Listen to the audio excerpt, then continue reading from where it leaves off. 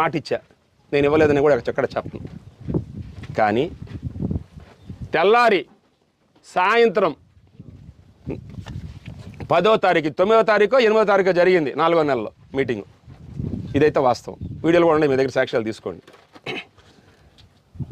కేవలం ఒక కమ్మ సామాజిక వర్గం ఓపెన్ చేసింది, కమ్మోళ్ళేంది డాష్ అని చెప్పి బూతులు మాట్లాడుతూ నీచాతి నీచంగా నా పేరు లేకుండా, శాసనసభ్యుడి పేరు లేకుండా శిలాపలకం పెట్టారు.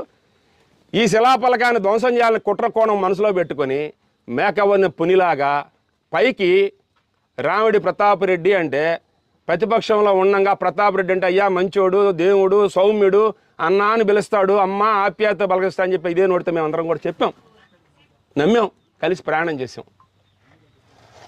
చెప్పిన మాటకి ఎక్కడ తూచా తప్పకుండా నాయకుడు ఏం చెప్తే ప్రతి కార్యక్రమం చేపట్టాం. కానీ రామిరెడ్డి అనే పేరులో ప్రతాప్ రెడ్డి దగ్గర 5 ఉంటారు, పేరులోనే 2 ఉంటారు. రామిరెడ్డి అంటే రక్తం మరిగిన పులి. నిద్ర లేచి ఎలా దోచుకోవాలా, ఎలా వాడుకోవాలా, ఎలా మనిషిని వదిలేయాల, ఈ నైజమే రామిరెడ్డి ప్రతాప్ రెడ్డిదని కూడా ఈ సందర్భంగా మీకు తెలియజేస్తున్నా. దానికి కాదా నేను అడిగేదానికి మీరే పత్రికాముఖంగా నిలదీస్తున్నా. ఎందుకంటే పైలాను 10వ నెలలో 10/4/2020 నా ఇంటికి 6:30 రామిరెడ్డి ప్రతాప్ కుమార్ రెడ్డి, ఆయనకి సంబంధించినటువంటి ఈరోజు కేసులో ఉండేటువంటి కొందరు, ఒక వ్యక్తి పేరు అసలు పెట్ల, అది తెలిసి పెట్టలేదో తెలియక పెట్టలేదో డిపార్ట్మెంట్కి నాకైతే తెలియదు, నా ఇంటికి వచ్చారు. వచ్చి 9:30 దాకా శిలాపలకం కొట్టి జర్నలిస్ట్ క్లబ్కి ఇవ్వాలంటే అప్పుడు దాకా శిలాపలకం కొడతాడనేది కూడా నాకు జర్నలిస్ట్ క్లబ్ విషయం తెలియని కూడా తెలియదు.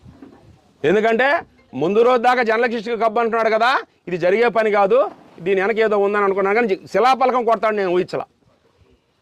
వచ్చాడు, నాతో మాట్లాడాడు నా ఇంట్లో కూర్చొని. ఇదే మాట, కమ్మోళ్ళు కమ్మోళ్ళు కమ్మోళ్ళు కమ్మోళ్ళు డాష్, వాళ్ళని వదలకూడదు, ధ్వంసం చేయాల. ఇదే బూతులతో మాట్లాడిన మాటకి సాక్ష్యం ఈ కేసులో ఈరోజు ప్రధాన ముద్దాయిలుగా ఉన్నటువంటి 3 వ్యక్తులు నా ఇంటికి, 4 వ్యక్తులు నా ఇంటికి వచ్చారు. ఒక వ్యక్తి పేరు పెట్ల, 4 వ్యక్తులు నా ఇంటికి వచ్చింది. వాస్తవాలు వావునా కాదా? 9:30 దాకా తప్పు, ఈ సంస్కృతి తప్పు, మంచి పద్ధతి కాదు, నువ్వు వెనక స్థలం చేయదలుచుకుంటే లేదా